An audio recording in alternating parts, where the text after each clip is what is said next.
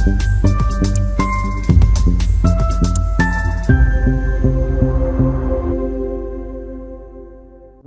Small cap stock to watch. तो परंपरा के अनुसार पहले आप लोगों को नाम बता देता हूं, और कंपनी का नाम है CDSL, central depository services India limited. CDSL, इस कंपनी के बारे में आज हम 5G एनालिसिस करने वाले हैं। 5G में financials, industry, valuation, enterprise and governance, ऐसे 5 फैक्टर्स को मैं इंक्लूड करने वाला हूं, जो एक डिटेल्ड एनालिसिस आप लोगों के सामने मैं यहां पे प्रेजेंट करूंगा।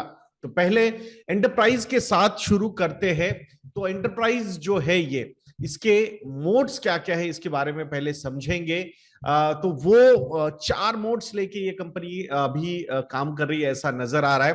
पहली बात तो ये एक मार्केट लीडर है इन ड्यूओपोली मार्केट, मतलब सिर्फ 2 प्लेयर्स अवेलेबल है डिपॉजिटरी सर्विसेज में in India. One is NSDL, जो नेशनल स्टॉक एक्सचेंज ने प्रमोट की हुई है, एंड दूसरी जो है वो है CDSL, central depository services limited, जो बॉम्बे स्टॉक एक्सचेंज ने यहाँ पे जो मेन उनके प्रमोटर है, उन्होंने ये मार्केट में लाई है। तो ये जो कंपनी है, this is only listed depository in India and even in Asia also. और ये एक की बेनिफिशियरी है, जो एक स्ट्रक्चरल ग्रोथ हमने कैपिटल मार्केट्स में लास्ट 3-4 सालों में देखी है, स्पेसिफिकली लास्ट 2 सालों में। पैंडेमिक के बाद जब मैं नंबर्स आप लोगों के साथ शेयर करूंगा, तो वहां पे आपको समझ में आ जाएगा ये सारी चीजें। और पूरी दुनिया में अगर हम बात करेंगे, तो ये सेकंड लिस्टेड डिपॉजिटरी है, मतलब पूरी दुनिया में सिर्फ 2 डिपॉजिटरीज लिस्ट हुई है, तो जिसमें से सेंट्रल डिपॉजिटरी सर्विसेज लिमिटेड ये एक कंपनी है। This is India's largest depository. अगर हम देखते हैं नंबर ऑफ अकाउंट्स के बारे में, अगर हम बात करेंगे तो कितने डीमैट अकाउंट्स है इंडिया में, तो उसमें से 6.71 करोड़ डीमैट अकाउंट्स जो है वो सीडीएसएल के पास है। तो मार्केट लीडरशिप पोजीशन है उनकी 70% के मार्केट शेयर के साथ। सो ये बेनिफिशियरी ओनर्स अकाउंट, मतलब इन वे डीमैट अकाउंट्स जो होते हैं, उसमें ये मार्केट लीडर है विद 70%। और बचा हुआ जो 30% का मार्केट शेयर है, वो एनएसडीएल के पास है। वो मैं कंपैरिजन आप लोगों को समझाऊंगा वहां पे, कि जब कैसे ये मार्केट शेयर बढ़ता जा रहा है सीडीएसएल का, ये मार्केट शेयर क्यों बढ़ता गया, ये भी मैं आप लोगों को इसी वीडियो में आज समझाने वाला हूं। दूसरी मोड के बारे में यहां पे बात करते हैं, वो है एसेट लाइट बिजनेस मॉडल। तो इसमें कोई मतलब ऐसे कैपिटल इंटेंसिव बिजनेस तो है नहीं, एसेट लाइट बिजनेस है। मेजरली टेक्नोलॉजी की ही सबसे ज्यादा यहाँ पे इन्वेस्टमेंट्स इनको करनी पड़ती है। सो एसेट लाइट बिजनेस मॉडल है। सो फिक्स्ड कॉस्ट जो है वो मिनिमम फिक्स्ड कॉस्ट है की रिक्वायरमेंट है कंपनी के पास। तो इसी वजह से ऑपरेटिंग लिवरेज जो है वो बहुत ज्यादा है कंपनी के पास, विद इकोनॉमीज ऑफ स्केल। सो अगर आपको नए अकाउंट्स आप ओपन करते जा रहे हो, तो वहां पे आपको कोई फिक्स्ड कॉस्ट नहीं है पर अकाउंट के पॉइंट ऑफ व्यू से।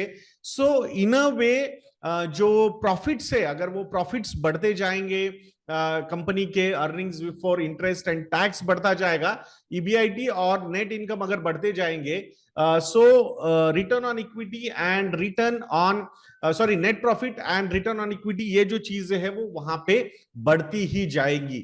सो this is a very interesting thing for the company, though I understand with rising net profits और rising return on equity numbers, सिर्फ वही नंबर्स देख के हमें कोई भी इन्वेस्टमेंट का डिसीजन नहीं लेना चाहिए, बिकॉज अल्टीमेटली यहां पे जो ग्रोथ है कंपनी की, अर्निंग्स की ग्रोथ हो, रेवेन्यू की ग्रोथ हो, मार्जिन्स की ग्रोथ हो, वो कैसे बढ़ती जा रही है, ये देखना भी उतना ही इंपॉर्टेंट होता है।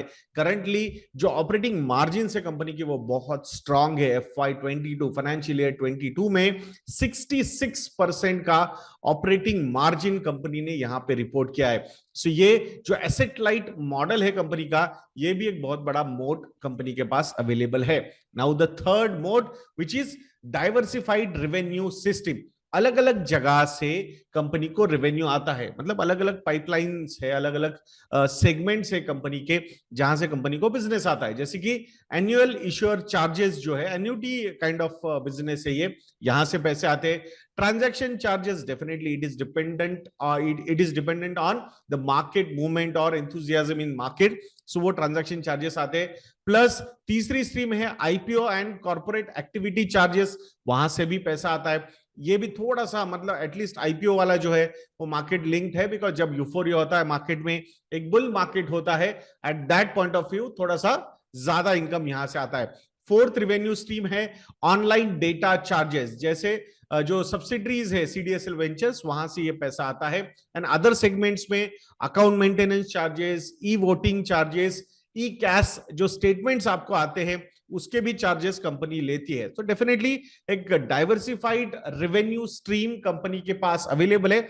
इसको थोड़ा सा और ज्यादा आगे जाके एनालाइज करेंगे चीजों को, अलग अलग चीजों को, कुछ कुछ लिमिटेशंस भी है कंपनी के पास उसमें, जो रिस्क्स में हम कवर करने वाले हैं। So no problem. देन इसका जो ज्योग्राफिकल प्रेजेंस है कंपनी का, ऑल ओवर इंडिया इसका प्रेजेंस नजर आता है। 98% of the pin codes in the country are covered under this company और बाय दिस कंपनी। और द डिपॉजिटरी पार्टिसिपेंट्स जो है कंपनी के, जैसे कि ये डिस्काउंट ब्रोकर्स, स्पेसिफिकली जो नए डिस्काउंट ब्रोकर्स आए हैं उसकी वजह से इनके पास बहुत सारे नए अकाउंट्स आए। तो 585 डिपॉजिटरी पार्टिसिपेंट्स, एग्जांपल ग्रो हो, जीरोदा हो, ये डिपॉजिटरी पार्टिसिपेंट्स हो, अपस्टॉक्स हो, तो ये डीपीज है, तो ये इनके साथ बिजनेस करते हैं। और डेफिनेटली ये डिस्काउंट ब्रोकर्स ने जिस तरीके से बिजनेस बढ़ाया है, तो उसका एक बहुत बड़ा बेनिफिशियरी, डायरेक्टली बेनिफिशियरी यहाँ पे सीडीएसएल बनता हुआ हमने देखा है। 21,700 डीपी लोकेशंस भी कंपनी के पास है, एंड 18,200 लाइव कंपनीज इन्होंने की हुई है, मतलब जो डीमैट की हुई है तो उसमें उनके पास वो आती है। So I think this is huge. So as a company ये 4 मोड्स है कंपनी के पास, and on them I think company is building the business really well. तो वो एक चीज हमने यहाँ पे देखनी है। अब इंडस्ट्री के बारे में थोड़ी सी यहाँ पे हम डिस्कशन करेंगे। तो ये डिपॉजिटरी बिजनेस क्या है? तो ये जो बिजनेस है ये it operates in a highly regulated environment. और क्यों नहीं होना चाहिए? क्योंकि अल्टीमेटली लोगों का पैसा इन्वेस्ट होता है, तो डेफिनेटली वहां पे रेगुलेशंस ज्यादा ही होने चाहिए। अब ये इक्विटी का जो बिजनेस है, मतलब ये जो कंपनीज पैसा रेज करते हैं, इन अ वे पब्लिक लिमिटेड होना, यानी कि जनरल पब्लिक से आप पैसा उठा रहे हो, और फिर उनके जो रिकॉर्ड्स वगैरह है वो अच्छी तरीके से मेंटेन होनी चाहिए, और उस पर प्रॉपर रेगुलेशन होनी ही चाहिए। बिकॉज अल्टीमेटली रिटेल इन्वेस्टर्स का जो सिक्योरिटी है वो रेगुलेटर्स यहां से देखते हैं, and they try and implement these things through these depositories, जिनको बहुत स्ट्रिक्ट रूल्स फॉलो करने पड़ते हैं।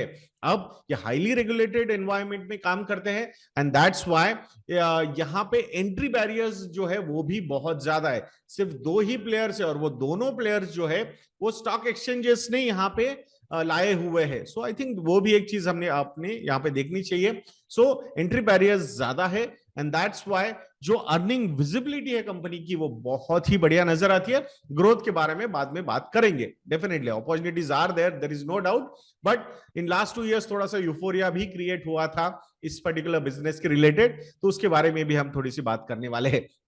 Then decent growth prospects led by digital agility, integrity and security। तो ये भी यहाँ पे हमने देखा है कि ये जो ग्रोथ के प्रोस्पेक्ट्स है ये मेजरली लीड किए गए हैं जो आजकल डिजिटल सारा डिजिटलाइजेशन हो रहा है। So that is also helping. पहले जो ऑफलाइन सारी चीजें होती थी, अब everything is online, and that is मतलब स्केलेबिलिटी के पॉइंट ऑफ व्यू से जो है वो बहुत ही बढ़िया होता है। एंड दैट्स व्हाई हमने जो मोड भी देखा था एसेट लाइट मॉडल का, सो वो भी यहाँ पे कहीं ना कहीं उसको हेल्प करता हुआ नजर आ रहा है। अब कंपिटिटिव लैंडस्केप के बारे में अगर हम बात करेंगे, तो जैसे मैंने बताया आपको, there are only 2 electronic depository securities in India, CDSL and NSDL। तो CDSL is promoted by BSE, NSDL is promoted by National Stock Exchange. However, CDSL has a high number of demat accounts as compared to NSDL. So market share 70% का है CDSL का, and NSDL का है 30% का। But value point of view से NSDL के पास ज्यादा पैसा है compare to CDSL, because CDSL में जो अकाउंट्स ओपन हुए हैं ये मेजरली सारे डिस्काउंट ब्रोकर्स ने यहाँ पे ओपन किए हैं, एंड दैट्स व्हाई उनके पास बड़ा डीपी अवेलेबल नहीं है वैल्यू वाइज जो अभी भी एनएसडीएल के पास है, बिकॉज ट्रेडिशनल ब्रोकर्स जो पुराने ब्रोकर्स है वो एनएसडीएल के साथ है। तो अभी धीरे धीरे धीरे नए ब्रोकर्स जो आ रहे हैं, जो नया मार्केट ओपन कर रहे हैं, वो सीडीएसएल के पास आ रहे हैं। तो volume is with CDSL, value is with NSDL. तो यहाँ पे अपॉर्चुनिटीज है, मतलब धीरे धीरे मुझे ऐसा लगता है कि even CDSL will also have good amount of value. जैसे जैसे नंबर्स और ज्यादा यहाँ पे बढ़ते जाएंगे, हो सकता है मार्केट शेयर भी यहाँ पे और ज्यादा बढ़ता हुआ नजर आ सकता है। अब अच्छी बातें तो कर ली, तो थोड़ी सी रिस्क भी क्या है इस इंडस्ट्री के बारे में, ये भी हमने यहाँ पे समझना बहुत ज्यादा जरूरी है। तो पहली रिस्क क्या है कि डिपेंडेंसी जो है इस बिजनेस की वो मार्केट परफॉर्मेंस पे बहुत ज्यादा है। तो लास्ट 2 साल में मार्केट ने बहुत ही जबरदस्त रिटर्न्स दिए, एक वन वे रैली हमने मार्केट में होती हुई देखी है, एंड दैट्स व्हाई जो बहुत सारे ट्रांजैक्शंस हुए थे उसकी वजह से ट्रांजैक्शनल चार्जेस कंपनी को मिले थे, बहुत सारे आईपीओज लॉन्च हुए तो आईपीओ के चार्जेस भी उनको वहां पे मिले, ट्रेडिंग वॉल्यूम्स ज्यादा थे, एंड दैट्स व्हाई पैसे मार्केट कंपनी ने ज्यादा कमाए। तो ये सारी चीजें अगर आप देखोगे, सो अभी हमने लास्ट 7-8 महीनों से मार्केट में एक डाउनफॉल देखा है, और धीरे धीरे धीरे यहाँ पे नए इन्वेस्टर्स का पेशेंस टेस्ट होने वाला है। तो अब पता चलेगा कि जो वैल्यूएशन है, एक हाई वैल्यूएशन, एक प्रीमियम वैल्यूएशन या फिर some kind of over valuation जो इस कंपनी को मिला था, जब हम वैल्यूएशन पॉइंट ऑफ व्यू से बात करेंगे तो मैं बताऊंगा आपको, तो वो कहीं ना कहीं चैलेंज होता हुआ नजर आ रहा है। But these are market cycles, these will keep on coming, ऊपर नीचे ये सारी चीजें चलती रहेंगी। But ultimately looking at the strong entry barriers, मुझे ऐसा लगता है कि विजिबिलिटी जो है अर्निंग की वो बहुत अच्छी है, इवन ग्रोथ पोटेंशियल भी अच्छा है कंपनी का। अब दूसरा जो रिस्क है कंपनी के साथ वो है रेगुलेटरी हर्डल के बारे में अगर हम बात करते हैं। अब जो पैसा इनको आता है एनुअल इश्योर चार्जेस, अब ये अपने मन से वहां चार्ज नहीं कर सकते, तो वहां पे सेबी ने रूल्स बनाए हुए हैं, तो ये चार्जेस जो है वो सेबी कंट्रोल करता है। इवन ई केवाईसी सेगमेंट भी अगर आप देखोगे तो वहां पे भी बहुत सारे रेस्ट्रिक्शंस गवर्नमेंट ऑफ इंडिया ने भी लाए हैं थ्रू मतलब सेबी के थ्रू पॉलिसीज वगैरह लॉन्च करके। तो वो एक रिस्क डेफिनेटली यहाँ पे रहेगा कि regulator can change a lot of things, तो वो डिपेंडेंसी है। तो नॉर्मली जहां पे एन्युटी काइंड ऑफ इनकम होता है ना, तो गवर्नमेंट ऑफ इंडिया और regulator will try and intervene, तो वो चाहेंगे कि आप अंट शंट पैसा वहां पे नहीं कमाया जाए from these kind of activities, तो वो चीजें चलती रहेंगी। तो that is also regulatory hurdle का रिस्क कंपनी के साथ है। अब तीसरा वो जो रिस्क है वो है technology and cyber attack risk, क्योंकि हर चीज जो है वो इलेक्ट्रॉनिक फॉर्मेट में है, कोई फिजिकल चीज नहीं है, तो डेफिनेटली वहां पे कहीं ना कहीं वो रिस्क तो होगी, and for upgrading that security उतना पैसा एडिशनल बजट कंपनी को बाजू में रखना ही पड़ेगा। And it is important because ultimately everything is online, electronic form में है, वहां पे कुछ साइबर अटैक हो गया, कुछ चीजें हैक हो गई, कुछ चीजें खराब हो गई, तो आई think that can backfire big time, and that's why 6.7 crore अगर अकाउंट्स उनके पास है, डीमैट अकाउंट्स, तो डेफिनेटली सिक्योरिटी का पार्ट बहुत ज्यादा यहाँ पे देखना जरूरी है कंपनी के लिए। So from that point of view things need to be quite well kept. अब इंडस्ट्री में अपॉर्चुनिटीज के बारे में बात करेंगे, या फिर की ग्रोथ ड्राइवर्स क्या है इस इंडस्ट्री के, क्योंकि अल्टीमेटली सीडीएसएल का मेन बिजनेस जो डिपेंडेंट है वो इक्विटी इन्वेस्टिंग पे ही डिपेंडेंट है। सो इंडिया में जो है जो पेनिट्रेशन है इक्विटी का वो बहुत कम है, हार्डली 5% का हमारा पेनिट्रेशन है equity investments in India. विज़ develop markets में इक्विटी इन्वेस्टमेंट्स जो होती है वो ऑलमोस्ट 45 to 50% होती है। कितनी? 45 to 50%।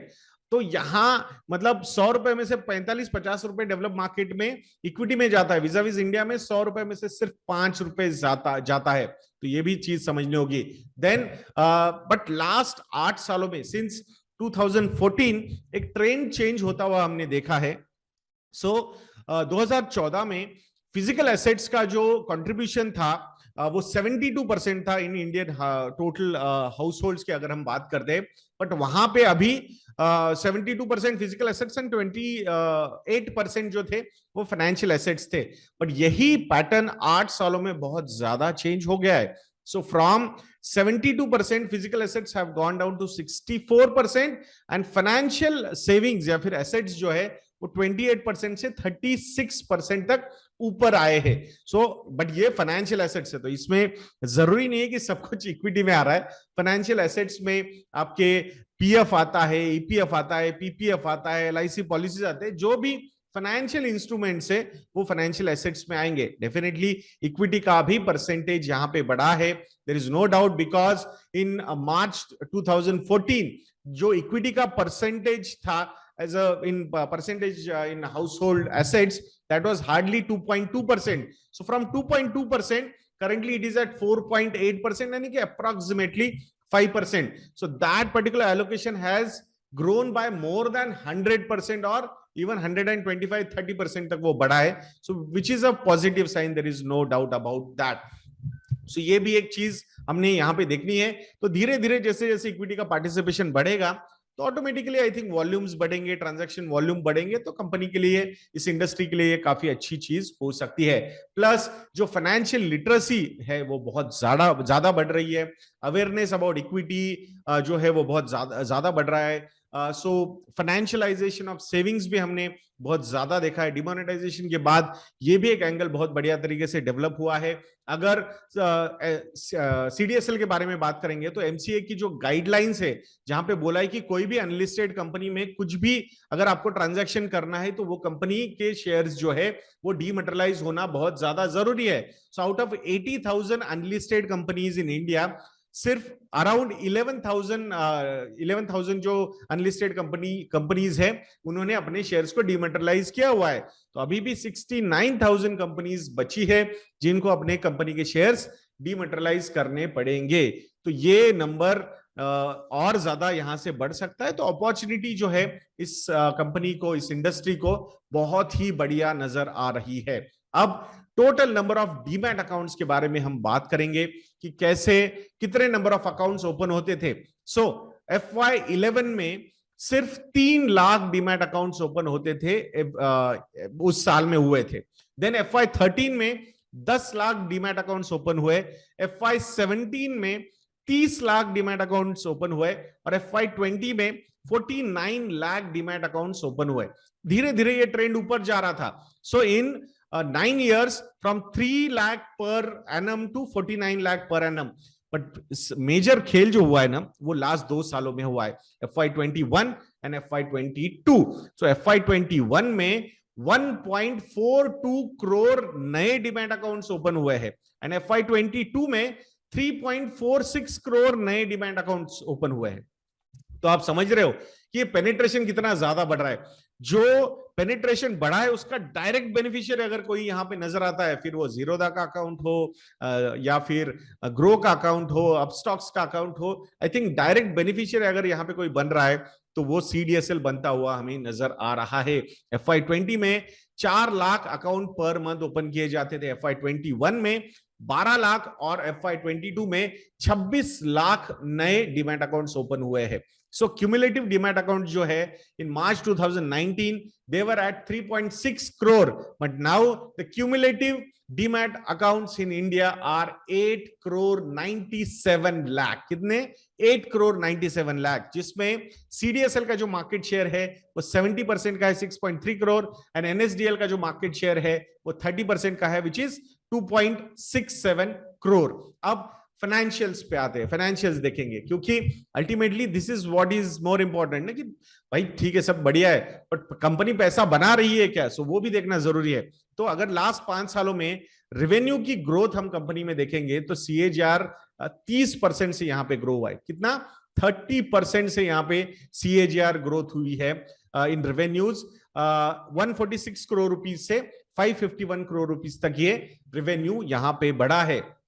और इन लास्ट 5 सालों में जो एबिटा मार्जिन है वो 54.1% से 66.2% तक ऊपर गया है। सो सीधा सीधा ये जो नंबर हमें दर्शा रहा है, क्योंकि एसेट लाइट मॉडल है, जो नेट प्रॉफिट आ रहा है तो वो सीधे सीधे मार्जिन इंप्रूव, सॉरी, जो भी रेवेन्यूज आ रहे हैं because of the asset light model, fixed charges है, फिक्स्ड एक्सपेंसेस है, तो उसके ऊपर जो भी पैसा आता है, operating leverage is playing out over here, and that's why the margins, EBITDA margins have gone up from 54% to 66.2%। और ये जो नंबर है कि आने वाले समय में और भी यहाँ पे ज्यादा बढ़ सकता है, ऐसा मुझे लगता है, because this is not one industry की जहां पे आपको रॉ मटेरियल लगने वाला है, तो जो कॉस्ट है वो कॉस्ट है, फिर वो 6 करोड़ के अकाउंट की हो, 10 करोड़ ओपन करो या 20 करोड़ ओपन करो, वहां पे ज्यादा डिफरेंस नहीं होने वाला है वो कॉस्ट में, तो ये हमने यहाँ पे समझना होगा। इवन प्रॉफिट आफ्टर टैक्स की भी हम बात करते हैं, so that number from 86 crore to 311 crore, तो almost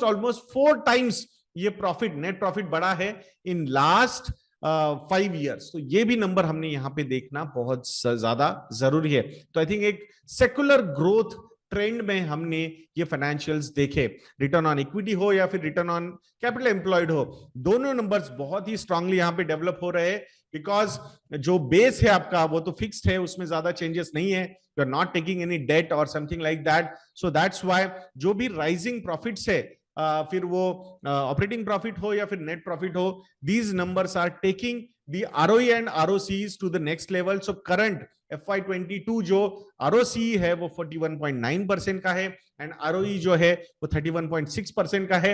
I will not be surprised, आने वाले समय में ये नंबर्स और यहां से ज्यादा इंप्रूव ही होते जाएंगे, because there is no debt, there is no fresh capital requirement, जो भी पैसा आ रहा है कंपनी के पास, so I think that money can be used for, अगर कोई नया प्लान है बिजनेस का जो रिटेन अर्निंग्स रखनी है, या फिर आने वाले समय में even very strong dividend paying की कैपेसिटी भी ये कंपनी रखती है, ऐसा मुझे यहाँ पे नजर आता है। सो देखते हैं, लेट्स सी क्या क्या होता है यहाँ पे आगे जाके।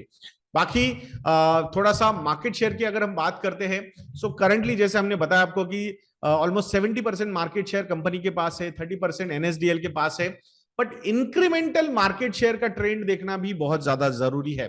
अब ये पुराने अकाउंट से, दैट्स व्हाई ये मार्केट शेयर हमें इतना 70 और 30% दिख रहा है, बट FY20 से अगर आप देखोगे जो नए अकाउंट्स ओपन हुए हैं, उसमें FY20 में जितने नए अकाउंट्स ओपन हुए उसमें 78% accounts belongs to CDSL and only 22% belong to NSDL।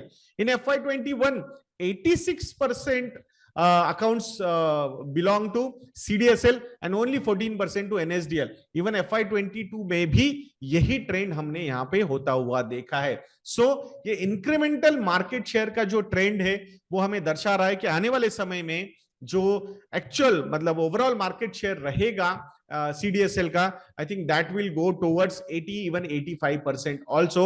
We should not be surprised अगर हम वैसे नंबर्स यहाँ पे देखते हैं तो। अब चौथे पॉइंट पे आते हैं, वो है गवर्नेंस का पॉइंट। तो गवर्नेंस में पॉजिटिव मतलब it is promoted by BSE, जिसका 20% स्टेक है कंपनी में, प्रमोटर्स ने कोई स्टेक प्लेज नहीं किया हुआ है। CDSL is registered with SEBI and its functioning strategy and services offered are closely governed by SEBI। तो ये भी एक चीज in a way share holders के पॉइंट ऑफ व्यू से, इन्वेस्टर्स के पॉइंट ऑफ व्यू से काफी अच्छी है। FIIs ने कंटिन्यूअसली अपना स्टेक जो है यहाँ पे बढ़ाया है in last 8 quarters from 1.51% to 9.78%। दो डोमेस्टिक इंस्टीट्यूशनल इन्वेस्टर्स ने यहाँ पे लास्ट 8 क्वार्टर्स में अपना स्टेक कम किया है। सो could be one of the reasons कि early investors थे वो and they have taken out the money, domestic institutional investors, तो it's okay, but ठीक है, मतलब that was a negative thing, but I don't think कि उसकी वजह से कोई ऐसे मतलब alarming situation कुछ है, so don't worry about that। बाकी अगर करंट पी रेशियो देखोगे तो 35-40 के बीच में इसका पी रेशियो अभी चल रहा है। 1 ईयर एवरेज पी हो या फिर 3 year average P is between 51 to 58। So from that point of view a good amount of correction has happened, but परंतु एक चीज याद रखिएगा दोस्तों कि यहां लास्ट 2 सालों में जिस तरीके की ग्रोथ हमने अकाउंट ओपनिंग में देखी है तो उसका डायरेक्ट बेनिफिट कंपनी को हुआ है। Similar kind of growth is not expected because of base effect भी काफी ज्यादा ऊपर आ चुका है। सो ये भी समझना जरूरी है, but earning visibility and a good growth potential is available with the company. So from that point of view this could not be मतलब ऐसा जाके अरे बाप रे चलो लमसम इमीडिएटली बाय करना, but this stock should be on your radar and advisor को पूछ के स्टैगर्ड वे ऑफ इन्वेस्टिंग अगर आपके एडवाइजर आपको सजेस्ट करते हैं तो one can start doing that, ऐसा मुझे लगता है। I am not directly advising you, because without knowing your risk profile and all those things, it is not a good thing that I can advise you. So please, so आप आपके adviser को पूछ के ही वहां पे investment decision आपने लेने हैं। तो मैं आशा करता हूं कि ये वीडियो आपको अच्छा लगा होगा। ऐसे वीडियोस के लिए चैनल पे बने रहिए, वीडियो को लाइक करना, शेयर करना और चैनल को सब्सक्राइब करना मत भूलना, और कमेंट सेक्शन में लिखना मत भूलिएगा ये वीडियो आपको कैसा लगा है। नेक्स्ट वीडियो में मिलते हैं। जय हिंद।